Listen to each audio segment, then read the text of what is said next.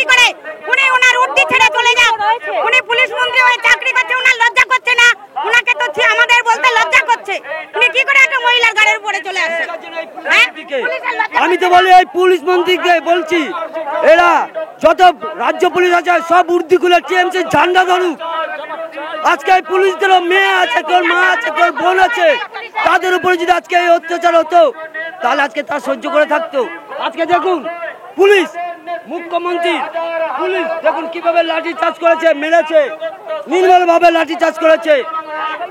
আজকে আমরা আন্দোলন, পুলিশ তোমার উর্দি ছাড়ো, পুলিশ তোমার উর্দি ছাড়ো, মুখ্যমন্ত্রী হাই বলেনি যে পুলিশ বলছি তো আমাদের ধাক্কাতে ফেলে দিচ্ছে আমাদের। এই ধাক্কা মারছে ওই পুলিশটাই ধাক্কা দিচ্ছে, বলছে যে ধাক্কাতে ফেলে দিচ্ছে। নারীদের প্রতি নারীর গায়ে উঠে আসে, ওনার লজ্জা আছে? ওনার মা বোন নেই বাড়িতে? ওনারও তো একটা মেয়ে আছে।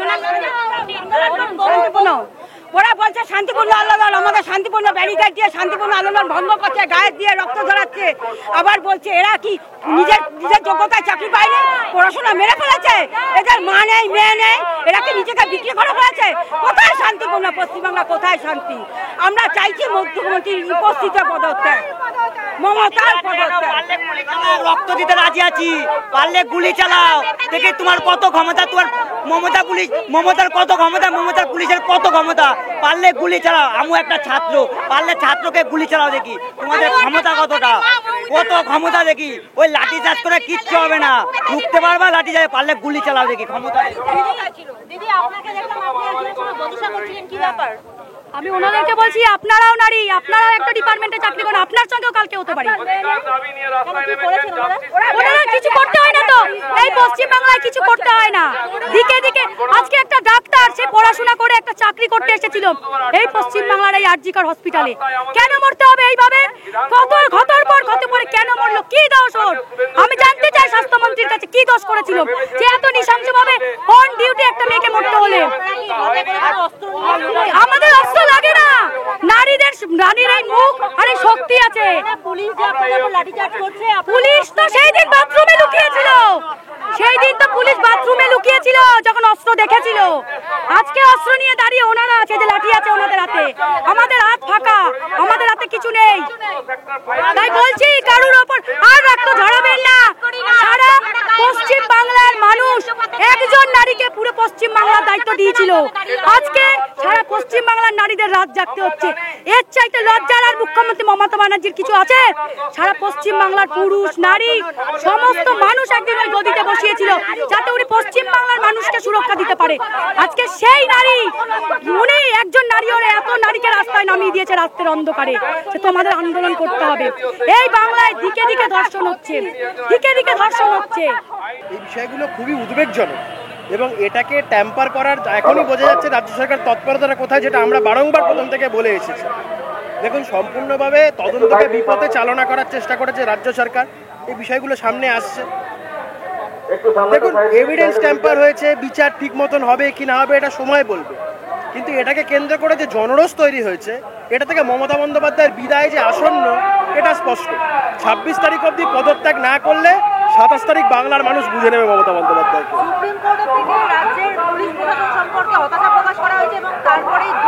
জাস্টিস পাদ্রিওয়ালা বলেছে, আমি আমার 30 বছরের লিগ্যাল ক্যারিয়ারে এই ধরনের কার্যকলাপ দেখিনি, যেভাবে আইনের নামে প্রহসন করা হয়েছে। গোটা রাজ্য জুড়ে সেন্ট্রাল ফোর্স মোতায়েন করা উচিত। পুলিশ এই রাজ্যের ল অ্যান্ড অর্ডার সিচুয়েশনকে ট্যাকেল করতে ব্যর্থ, এটা স্পষ্টভাবে বুঝে নেওয়া দরকার। তাহলে কি আপনারা মনে করছেন যে রাষ্ট্রপতি শাসন দরকার? দেখুন, আমরা কলমে ঘুরপথে সরকারকে উচ্ছেদ করা বা উৎখাত করাতে বিশ্বাসী নই, তবে ডিস্টার্বড এরিয়া যে অ্যাক্ট আছে অন্তত সেই অ্যাক্টটা তো লাগু হওয়া উচিত রাজ্যে, এবং কেন্দ্রীয় বাহিনীর মোতায়েন দরকার। পুলিশ এই রাজ্যের law and order situation maintain করতে পারবে না। দেখুন, এই নির্লজ্জ মমতা বন্দ্যোপাধ্যায় এবং তার সরকার, যারা পরিকল্পিত উপায়ে পুলিশ, স্বাস্থ্য বিভাগ তাদের দিয়ে প্রমাণ লোপাট করাচ্ছে, ইভেন পিডব্লিউডিকে ঢুকিয়েছে, আদালতে ঘাড় ধাক্কা খাচ্ছে, কোটি কোটি টাকার উকিলরা বিচারপতিদের থেকে ভৎসনা শুনছেন। প্রমাণ হয়ে যাচ্ছে এটা সুপরিকল্পিত মার্ডার মাফিয়াদের চক্রান্তের শিকারে যাকে মমতা বাঁচাবার চেষ্টা করছে। দেখুন, এই দুর্নীতি, যারাই দুর্নীতিতে জড়িয়ে মমতা বন্দ্যোপাধ্যায়ের কাছে তারাই প্রিয়। কেমন আসলে গুলিয়ে দেওয়ার চেষ্টা পুরো আন্দোলনকে। হ্যাঁ, উপায় নেই, সুপ্রিম কোর্টের কাছে ধরা পড়তেই হবে। আজকে সবাই দেখে নিয়েছেন। অনেক লম্বা, হাতটা মুখ্যমন্ত্রী অব্দি পৌঁছেছে। মুখ্যমন্ত্রী পকেট যদি না ভরে তাহলে এত বাঁচানোর চেষ্টা তো করে না মুখ্যমন্ত্রী।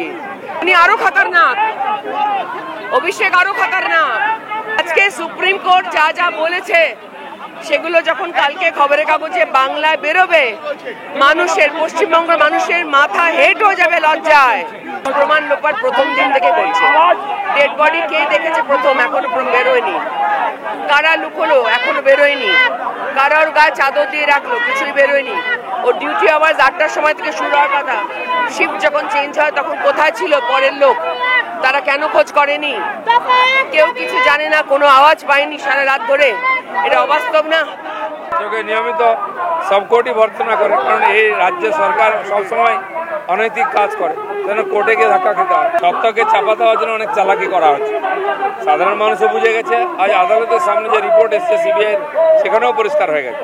সেই জন্য আর টালবাহানা না করে দোষীদের খুঁজে বার করা, সাজা দেওয়া দরকার দৃষ্টান্তমূলক। কারণ মানুষের সহ্যের সীমা চলে যাচ্ছে, পার হয়ে যাচ্ছে। এটা না হলে এই ধরনের দুঃখজনক ঘটনা আরও ঘটবে। এটা বন্ধ হওয়া দরকার। ডজন ডজন ঘটনা হয়ে গেছে জেলায় জেলায়। এটার জন্য চাপা পড়ে যাচ্ছে। আর এটা সারা বছর হতে থাকে। আজ কলকাতায় হয়েছে একজন ডাক্তারের সঙ্গে বলে দুনিয়াতে প্রচার হয়েছে, কিন্তু গ্রামে গঞ্জে যান, সব গ্রামেতে, সব জেলাতে এরকম ঘটনা। এক সপ্তাহের মধ্যে বর্তমানে 2জন মেয়ের সঙ্গে এরকম হয়েছে। জেলায় জেলায় হয়ে আসছে। সেই কামদুনি থেকে শুরু হয়েছে। সেই জন্য একটা জায়গায় তো কমপক্ষে দৃঢ় হতে হবে, উদাহরণযোগ্য সাজা দিতে হবে। দাবি তো প্রকাশ্যে আছে, সবাই বলছে। প্রথম এই অপরাধের বিচার করে দোষীকে সাজা দিতে হবে, আর মমতা ব্যানার্জিকে ক্ষমতা থেকে সরাতে হবে। দেখুন, সব হয়, সিবিআই পারেও। যে অপরাধ করে সে তো টেম্পারিং করবেই, তথ্য চাপা দেওয়ার চেষ্টা করবে। তাহলে কি সমাধান হবে না নাকি? হওয়া উচিত, এবং অবশ্যই হওয়া উচিত। পোস্টমর্টম তো হয়নি, পোস্টমর্টম হয়েছে সন্দীপ ঘোষের তত্ত্বাবধানে। সমস্ত প্রমাণপত্র সব কিছু এরা লোপাট করেছে। এরা ভেবেছিল যে মানুষ জাগবে না, কিন্তু এখন ভেবে নিয়েছি মানুষ জেগে গেছে।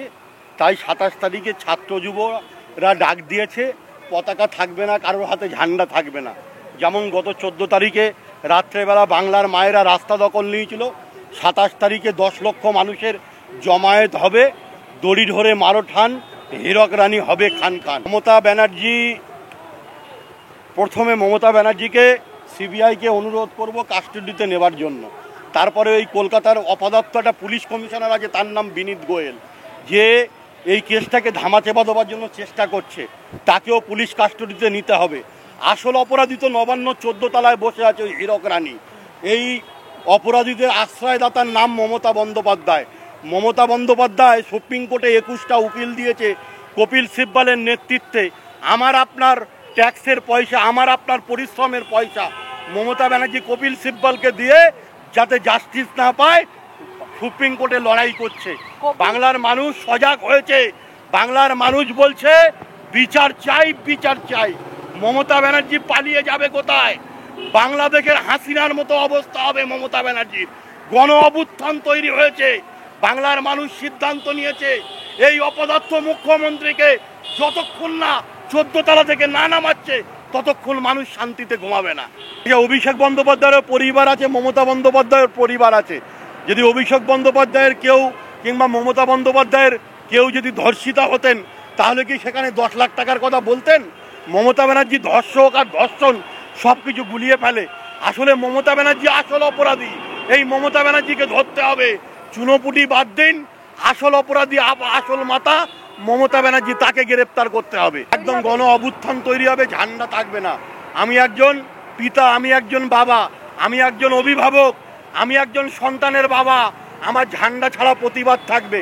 আমি বাড়িতে বলে দিয়েছি, যদি আমি না বাড়ি ফিরি, এই স্বাধীনতার লড়াই যদি আমি মৃত্যুবরণ করি, বাকি লড়াইটা আমাদের পরিবার লড়বে।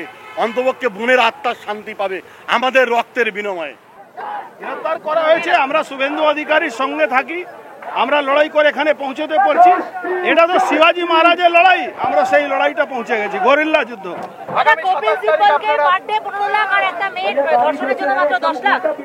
কপিল সিব্বল পশ্চিম বাংলার জনতার ট্যাক্সের জামাই।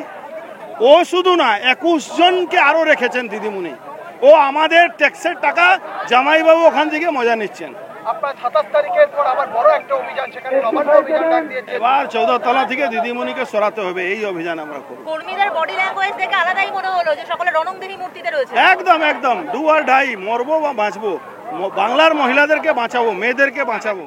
আজকে এই 15 বছর আমরা যা দেখছি তৃণমূল সরকারের দুর্নীতি, আর যেভাবে লজ্জাহীনভাবে যেভাবে প্রতিটা মহিলার লাঞ্ছনার ধর্ষণের কেসকে চাপা দেওয়ার চেষ্টা করে, যেভাবে অভয়ার কেসকে মুখ্যমন্ত্রী নিজের নেতৃত্ব দিয়ে গুলিয়ে দেওয়ার চেষ্টা করেছেন, আজকে এভিডেন্স ট্যাম্পার করা হয়েছে। আদালত বলছে, আমরা তো অনেকদিন থেকেই এই কথা বলছি, আদালত আজকে বলছে, আমরা অনেকদিন ধরেই এটা বলছি।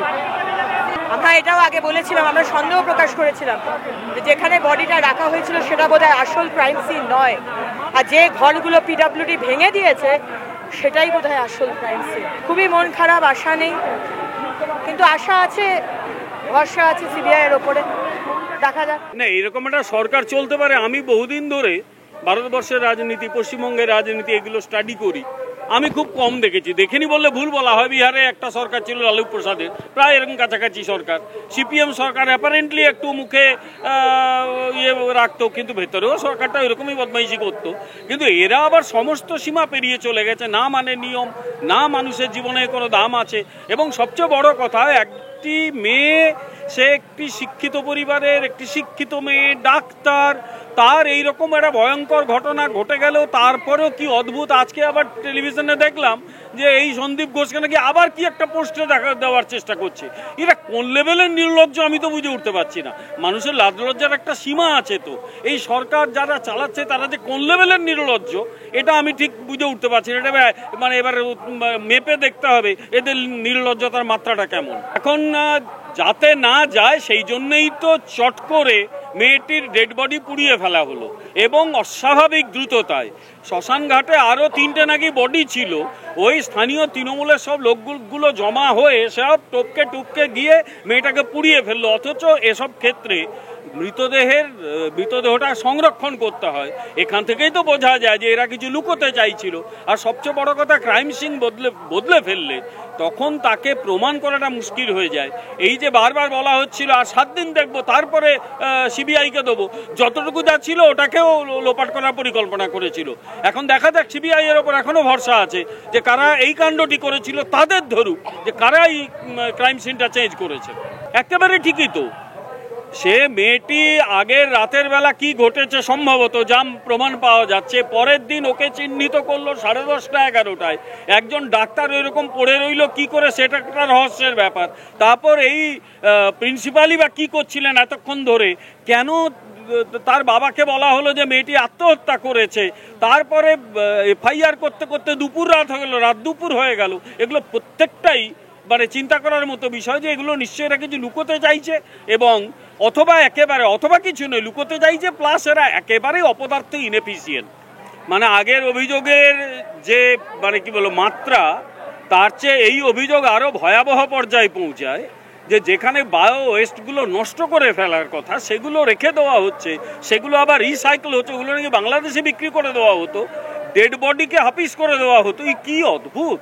দেখো, একটা কথা বলি, আমাদের দেশে আমরা আমাদের সমাজে ডাক্তারদের অসম্ভব শ্রদ্ধা করি, সঙ্গত কারণেই করি।